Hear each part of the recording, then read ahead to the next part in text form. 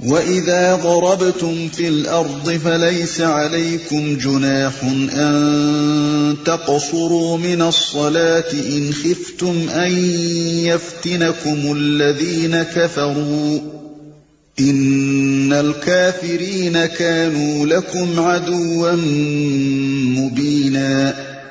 اور جب تم لوگ سفر کے لیے نکلو تو کوئی مضائقہ نہیں اگر نماز میں اختصار کر دو، خصوصاً جب کہ تمہیں اندیشہ ہو کہ کافر تمہیں ستائیں گے، کیونکہ وہ کھلم کھلا تمہاری دشمنی پر تلے ہوئے ہیں۔ اگر نماز میں اختصار کر دو۔ زمانہ امن کے سفر میں قصر یہ ہے کہ جن اوقات کی نماز میں 4 رکعتیں فرض ہیں ان میں 2 رکعتیں پڑھی جائیں، اور حالت جنگ میں قصر کے لیے کوئی حد مقرر نہیں ہے۔ جنگی حالات جس طرح بھی اجازت دیں نماز پڑھی جائے۔ جماعت کا موقع ہو تو جماعت سے پڑھو، ورنہ فردن ہی صحیح۔ قبلہ رخ نہ ہو سکتے ہو تو جدھر بھی رخ ہو، سواری پر بیٹھے ہوئے اور چلتے ہوئے بھی پڑھ سکتے ہو۔ رکوع و سجدہ ممکن نہ ہو تو اشارے ہی سے صحیح۔ ضرورت پڑے تو نماز ہی کی حالت میں چل بھی سکتے ہو، کپڑوں کو خون لگا ہوا ہو تب بھی مذائقہ نہیں۔ ان سب آسانیوں کے باوجود اگر ایسی پرخطر حالت ہو کہ کسی طرح نماز نہ پڑھی جا سکے تو مجبوراً مؤخر کی جائے، جیسے جنگ خندق کے موقع پر ہوا۔ اس امر میں اختلاف ہے کہ سفر میں صرف فرض پڑھے جائیں یا سنتیں بھی۔ نبی صلی اللہ علیہ وسلم کے عمل سے جو کچھ ثابت ہے وہ یہ ہے کہ آپ سفر میں فجر کی سنتوں اور عشاء کے وتر کا تو التزام فرماتے تھے، مگر باقی اوقات میں صرف فرض پڑھتے تھے۔ سنتیں پڑھنے کا التزام آپ سے ثابت نہیں ہے۔ البتہ نفل نمازوں کا جب موقع ملتا تھا پڑھ لیا کرتے تھے، حتیٰ کہ سواری پر بیٹھے ہوئے بھی پڑھتے رہتے تھے۔ اسی بنا پر حضرت عبداللہ ابن عمر رضی اللہ تعالی عنہ نے لوگوں کو سفر میں فجر کے سوا دوسرے اوقات کی سنتیں پڑھنے سے منع کیا ہے، مگر اکثر علماء ترک اور فعل دونوں کو جائز قرار دیتے ہیں اور اسے بندے کے اختیار پر چھوڑ دیتے ہیں۔ حنفیہ کا مختار مذہب یہ ہے کہ مسافر جب راستہ طے کر رہا ہو تو سنتیں نہ پڑھنا افضل ہے، اور جب کسی مقام پر منزل کرے اور اطمینان حاصل ہو تو پڑھنا افضل۔ جس سفر میں قصر کیا جا سکتا ہے اس کے لیے بعض ائمہ نے یہ شرط لگائی ہے کہ وہ فی سبیل اللہ ہونا چاہیے، جیسے جہاد، حج، عمرہ، طلب علم وغیرہ۔ ابن عمر رضی اللہ عنہ، ابن مسعود رضی اللہ عنہ اور عطا رحمۃ اللہ علیہ کا یہی فتویٰ ہے۔ امام شافعی رحمۃ اللہ علیہ اور امام احمد رحمۃ اللہ علیہ کہتے ہیں کہ سفر کسی ایسے مقصد کے لیے ہونا چاہیے جو شرعاً جائز ہو۔ حرام و ناجائز اغراض کے لیے جو سفر کیا جائے اس میں قصر کی اجازت سے فائدہ اٹھانے کا کسی کو حق نہیں ہے۔ حنفیہ کہتے ہیں کہ قصر ہر سفر میں کیا جا سکتا ہے۔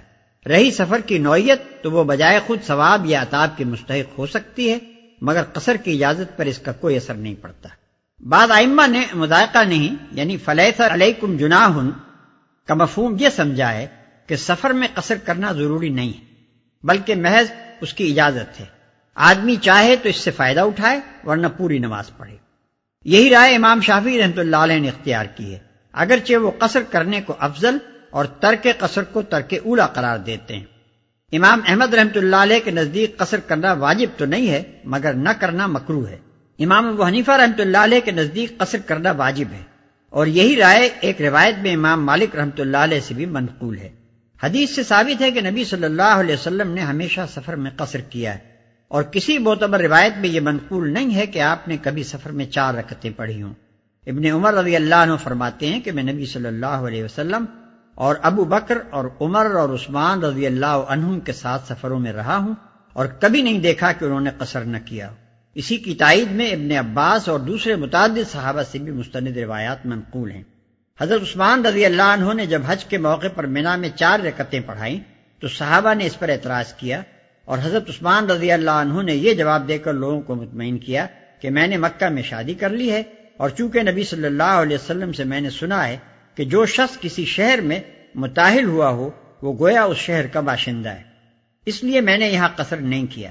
ان کثیر روایات کے خلاف 2 روایتیں حضرت عائشہ رضی اللہ عنہا سے مروی ہیں، جن سے معلوم ہوتا ہے کہ قصر اور اتمام دونوں درست ہیں، لیکن یہ روایتیں سند کے اعتبار سے ضعیف ہونے کے علاوہ خود حضرت عائشہ رضی اللہ عنہا ہی کے ثابت شدہ مسلک کے خلاف۔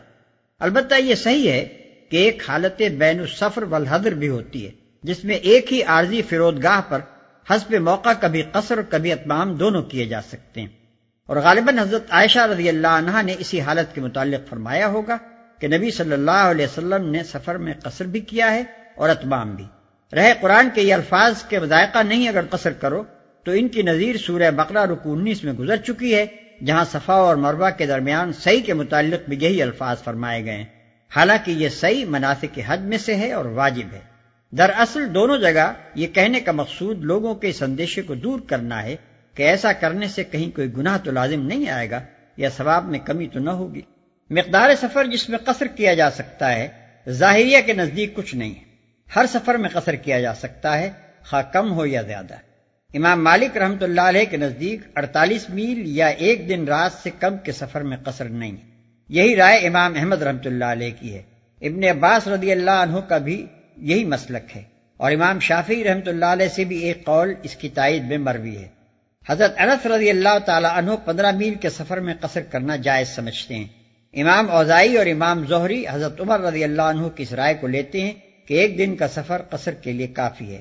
حسن بصری 2 دن اور امام ابو یوسف 2 دن سے زیادہ کی مسافت میں قصر جائز سمجھتے ہیں۔ امام ابو حنیفہ رحمۃ اللہ علیہ کے نزدیک جس سفر میں پیدل یا اونٹ کی سواری سے 3 دن صرف ہوں، یعنی تقریباً 18 فرسنگ یا 54 میل، اس میں قصر کیا جا سکتا ہے۔ یہی رائے ابن عمر، ابن مسعود اور حضرت عثمان رضی اللہ عنہم کی ہے۔ اثناء سفر میں دوران قیام جس میں قصر کیا جا سکتا ہے مختلف ائمہ کے نزدیک مختلف۔ امام احمد رحمۃ اللہ علیہ کے نزدیک جہاں آدمی نے 4 دن ٹھہرنے کا ارادہ کر لیا ہو وہاں پوری نماز پڑھنی ہوگی۔ امام مالک رحمۃ اللہ علیہ اور امام شافعی رحمۃ اللہ علیہ کے نزدیک جہاں 4 دن سے زیادہ قیام کا ارادہ ہو وہاں قصر جائز نہیں۔ امام اوزاعی 13 دن اور امام ابو حنیفہ رحمۃ اللہ علیہ 15 دن یا اس سے زیادہ کی نیت قیام پر پوری نماز ادا کرنے کا حکم دیتے ہیں۔ نبی صلی اللہ علیہ وسلم سے اس باب میں کوئی صریح حکم مروی نہیں ہے، اور اگر کسی جگہ آدمی مجبوراً رکا ہوا ہو اور ہر وقت یہ خیال ہو کہ مجبوری دور ہوتے ہی وطن واپس ہو جائے گا تو تمام علماء کا اتفاق ہے کہ ایسی جگہ بلا تعین مدت قصر کیا جاتا رہے گا۔ صحابہ کرام رضوان اللہ تعالی علیہم اجمعین سے بکثرت مثالیں ایسی منقول ہیں کہ انہوں نے ایسے حالات میں 2 سال تک مسلسل قصر کیا ہے۔ امام احمد ابن حنبل رحمۃ اللہ علیہ اسی پر قیاس کر کے قیدی کو بھی اس کے پورے زمانے قید میں قصر کی اجازت دیتے ہیں، جبکہ تمہیں اندیشہ ہو کہ کافر تمہیں ستائیں گے۔ ظاہریوں اور خارجیوں نے اس فقرے کا یہ مطلب لیا ہے کہ قصر صرف حالت جنگ کے لیے ہے، اور حالت امن کے سفر میں قصر کرنا قرآن کے خلاف ہے۔ لیکن حدیث میں مستند روایت سے ثابت ہے کہ حضرت عمر رضی اللہ عنہ نے جب یہی شبہ نبی صلی اللہ علیہ وسلم کے سامنے پیش کیا تو حضور صلی اللہ علیہ وسلم نے فرمایا، یہ قصر کی اجازت ایک انعام ہے جو اللہ نے تمہیں بخشا ہے، لہذا اس کے انعام کو قبول کرو۔ یہ بات قریب تواتر سے ثابت ہے کہ نبی صلی اللہ علیہ وسلم نے امن اور خوف دونوں حالتوں کے سفر میں قصر فرمایا ہے۔ ابن عباس رضی اللہ عنہ تصریح کرتے ہیں کہ نبی صلی اللہ علیہ وسلم مدینہ سے مکہ تشریف لے گئے اور اس وقت رب العالمین کے سوا کسی کا خوف نہ تھا، مگر آپ نے 2 ہی رکعتیں پڑھی۔ اسی بنا پر میں نے ترجمے میں خصوصاً کا لفظ قوسین میں بڑھا دیا ہے۔ وَإِذَا كُنْتَ فِيهِمْ فَأَقَمْتَ لَهُمُ الصَّلَاةَ فَلْتَقُمْ طَائِفَةٌ مِّنْهُمْ مَعَكَ وَلْيَأْخُذُوا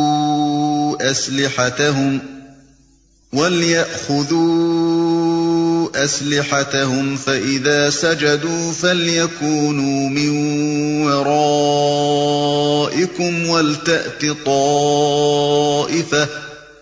وَلْتَأْتِ طَائِفَةٌ أُخْرَى لَمْ يُصَلُّوا فَلْيُصَلُّوا مَعَكَ وَلْيَأْخُذُوا حِذْرَهُمْ وَأَسْلِحَتَهُمْ وَدَّ الَّذِينَ كَفَرُوا لَوْ تَغْفُلُونَ عَنْ أَسْلِحَتِكُمْ وَأَمْتِعَتِكُمْ فَيَمِيلُونَ عَلَيْكُمْ مَيْلَةً وَاحِدَةً وَلَا جُنَاحَ عَلَيْكُمْ إِن كَانَ بِكُمْ أَذًى مِّن مَّطَرٍ أَوْ كُنتُم مَّرْضَىٰ أَن تَضَعُوا أَسْلِحَتَكُمْ وَخُذُوا حِذْرَكُمْ إِنَّ اللَّهَ أَعَدَّ لِلْكَافِرِينَ عَذَابًا مُّهِينًا۔ اور اے نبی، جب تم مسلمانوں کے درمیان ہو اور حالت جنگ میں انہیں نماز پڑھانے کھڑے ہو تو چاہیے کہ ان میں سے ایک گروہ تمہارے ساتھ کھڑا ہو اور اسلحہ لیے رہے، پھر جب وہ سجدہ کر لے تو پیچھے چلا جائے، اور دوسرا گروہ جس نے ابھی نماز نہیں پڑھی ہے آ کر تمہارے ساتھ پڑھے، اور وہ بھی چوکنا رہے اور اپنے اسلحہ لیے رہے، کیونکہ کفار اس طاق میں ہیں کہ تم اپنے ہتھیاروں اور اپنے سامان کی طرف سے ذرا غافل ہو تو وہ تم پر یکبارگی ٹوٹ پڑے۔ البتہ اگر تم بارش کی وجہ سے تکلیف محسوس کرو یا بیمار ہو تو اسلحہ رکھ دینے میں مذائقہ نہیں، مگر پھر بھی چوکنے رہو، یقین رکھو کہ اللہ نے کافروں کے لیے رسوا کن عذاب مہیا کر رکھا ہے۔ انہیں نماز پڑھانے کھڑے ہو۔ امام ابو یوسف اور حسن بن زیاد نے ان الفاظ سے یہ گمان کیا ہے کہ صلاۃ خوف صرف نبی صلی اللہ علیہ وسلم کے زمانے کے لیے مخصوص تھی، لیکن قرآن میں اس کی مثالیں بکثرت موجود ہیں کہ نبی صلی اللہ علیہ وسلم کو مخاطب کر کے ایک حکم دیا گیا ہے، اور وہی حکم آپ کے بعد آپ کے جانشینوں کے لیے بھی ہے۔ اس لیے صلاۃ خوف کو حضرت صلی اللہ علیہ وسلم کے ساتھ مخصوص کرنے کی کوئی وجہ نہیں ہے۔ پھر بکثرت جلیل القدر صحابہ سے ثابت ہے کہ انہوں نے حضور صلی اللہ علیہ وسلم کے بعد بھی صلاۃ خوف پڑھی ہے، اور اس باب میں کسی صحابی کا اختلاف مروی نہیں ہے۔ تو چاہیے کہ ان میں سے ایک گروہ تمہارے ساتھ کھڑا ہو اور اسلحہ لیے رہے۔ صلاۃ خوف کا یہ حکم اس صورت کے لیے ہے جبکہ دشمن کے حملے کا خطرہ تو ہو مگر عملاً مارکہ قتال گرم نہ ہو۔ رہی یہ صورت کہ عملاً جنگ ہو رہی ہو تو اس صورت میں حنفیہ کے نزدیک نماز مؤخر کر دی جائے گی۔ امام مالک رحمۃ اللہ علیہ اور امام ثوری رحمۃ اللہ علیہ کے نزدیک اگر رکوع سجود ممکن نہ ہو تو اشاروں سے پڑھ لی جائے۔ امام شافعی رحمۃ اللہ علیہ کے نزدیک نماز ہی کی حالت میں تھوڑی سی زود و خرد بھی کی جا سکتی ہے۔ نبی صلی اللہ علیہ وسلم کے فعل سے ثابت ہے کہ آپ نے غزوہ خندق کے موقع پر 4 نمازیں نہیں پڑھیں اور پھر موقع پا کر الگ ترتیب انہیں ادا کیا، حالانکہ غزوہ خندق سے پہلے صلاۃ خوف کا حکم آ چکا تھا۔ اور وہ بھی چوکنا رہے اور اپنے اسلحہ لیے رہے۔ صلاۃ خوف کی ترکیب کا انحصار بڑی حد تک جنگی حالات پر ہے۔ نبی صلی اللہ علیہ وسلم نے مختلف حالات میں مختلف طریقوں سے نماز پڑھائی ہے، اور امام وقت مجاز ہے کہ ان طریقوں میں سے جس طریقے کی اجازت جنگی صورتحال دے اسی کو اختیار کرے۔ ایک طریقہ یہ ہے کہ فوج کا ایک حصہ امام کے ساتھ نماز پڑھے اور دوسرا حصہ دشمن کے مقابلے پر رہے، پھر جب ایک رکعت پوری ہو جائے تو پہلا حصہ سلام پھیر کر چلا جائے اور دوسرا حصہ آ کر دوسری رکعت امام کے ساتھ پوری کرے۔ اس طرح امام کی 2 رکعتیں ہوں گی اور فوج کی ایک رکعت۔ دوسرا طریقہ یہ ہے کہ ایک حصہ امام کے ساتھ ایک رکعت پڑھ کر چلا جائے، پھر دوسرا حصہ آ کر ایک رکعت امام کے پیچھے پڑھے، پھر دونوں حصے باری باری سے آ کر اپنی چھوٹی ہوئی ایک رکعت بطور خود ادا کر لیں۔ اس طرح دونوں حصوں کی ایک رکعت امام کے پیچھے ادا ہوگی اور ایک رکعت انفرادی طور پر۔ تیسرا طریقہ یہ ہے کہ امام کے پیچھے فوج کا ایک حصہ 2 رکعتیں ادا کرے اور تشہد کے بعد سلام پھیر کر چلا جائے، پھر دوسرا حصہ تیسری رکعت میں آ کر شریک ہو اور امام کے ساتھ سلام پھیرے۔ اس طرح امام کی 4 اور فوج کی 2 رکعتیں ہوں گی۔ چوتھا طریقہ یہ ہے کہ فوج کا ایک حصہ امام کے ساتھ ایک رکعت پڑھے اور جب امام دوسری رکعت کے لیے کھڑا ہو تو مقتدی بطور خود ایک رکعت ما تشہد پڑھ کر سلام پھیر دیں، پھر دوسرا حصہ آ کر اس حال میں امام کے پیچھے کھڑا ہو کہ ابھی امام دوسری ہی رکعت میں ہو، اور یہ لوگ بقیہ نماز امام کے ساتھ ادا کرنے کے بعد ایک رکعت خود اٹھ کر پڑھ لیں۔ اس صورت میں امام کو دوسری رکعت میں طویل قیام کرنا ہوگا۔ پہلی صورت کو ابن عباس رضی اللہ عنہ، جابر ابن عبداللہ رضی اللہ عنہ اور مجاہد رحمۃ اللہ علیہ نے روایت کیا ہے۔ دوسرے طریقے کو عبداللہ ابن مسعود رضی اللہ عنہ نے روایت کیا ہے اور حنفیہ اسی کو ترجیح دیتے ہیں۔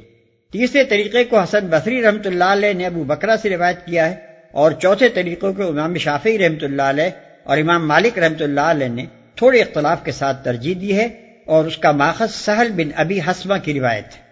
ان کے علاوہ صلاۃ خوف کے اور بھی طریقے ہیں جن کی تفصیل مبسوطات میں مل سکتی۔ اللہ نے کافروں کے لیے رسوا کن عذاب مہیا کر رکھا ہے، یعنی یہ احتیاط جس کا حکم تمہیں دیا جا رہا ہے محض دنیاوی تدابیر کے لحاظ سے ہے، ورنہ دراصل فتح و شکست کا مدار تمہاری تدابیر پر نہیں بلکہ اللہ کے فیصلوں پر ہے۔ اس لیے ان احتیاطی تدبیروں پر عمل کرتے ہوئے تمہیں اس امر کا یقین رکھنا چاہیے کہ جو لوگ اللہ کے نور کو اپنی پھونکوں سے بجھانے کی کوشش کر رہے ہیں اللہ انہیں رسوا کرے گا۔ فَإِذَا قَضَيْتُمُ الصَّلَاةَ فَاذْكُرُوا اللَّهَ قِيَامًا وَقُعُودًا وَعَلَى جُنُوبِكُمْ فَإِذَا اطْمَأْنَنْتُمْ فَأَقِيمُوا الصَّلَاةَ إِنَّ الصَّلَاةَ كَانَتْ عَلَى الْمُؤْمِنِينَ كِتَابًا مَوْقُوتًا۔ پھر جب نماز سے فارغ ہو جاؤ تو کھڑے اور بیٹھے اور لیٹے ہر حال میں اللہ کو یاد کرتے رہو، اور جب اطمینان نصیب ہو جائے تو پوری نماز پڑھو۔ نماز در حقیقت ایسا فرض ہے جو پابندی وقت کے ساتھ اہل ایمان پر لازم کیا گیا ہے۔ وَلَا تَهِنُوا فِي ابْتِغَاءِ الْقَوْمِ إِن تَكُونُوا تَأْلَمُونَ فَإِنَّهُمْ يَأْلَمُونَ كَمَا تَأْلَمُونَ وَتَرْجُونَ مِنَ اللَّهِ مَا لَا يَرْجُونَ وَكَانَ اللَّهُ عَلِيمًا حَكِيمًا۔ اس گروہ کے تعاقب میں کمزوری نہ دکھاؤ، اگر تم تکلیف اٹھا رہے ہو تو تمہاری طرح وہ بھی تکلیف اٹھا رہے ہیں، اور تم اللہ سے اس چیز کے امیدوار ہو جس کے وہ امیدوار نہیں ہیں۔ اللہ سب کچھ جانتا ہے اور وہ حکیم و دانا ہے۔ اس گروہ کے تعاقب میں کمزوری نہ دکھاؤ، یعنی گروہ کفار جو اس وقت اسلام کی دعوت اور نظام اسلامی کے قیام کی راہ میں مانع و مزاحم بن کر کھڑا ہوا تھا، اور تم اللہ سے اس چیز کے امیدوار ہو جس کے وہ امیدوار نہیں ہیں۔ یعنی تعجب کا مقام ہے اگر اہل ایمان حق کی خاطر اتنی تکلیفیں بھی برداشت نہ کریں جتنی کفار باطل کی خاطر برداشت کر رہے ہیں، حالانکہ ان کے سامنے صرف دنیا اور اس کے ناپائیدار فائدے ہیں، اور اس کے برعکس اہل ایمان رب السماوات والارض کی خوشنودی و تقرب اور اس کے ابدی انعامات کے امیدوار ہے، اور اس کے ابدی انعامات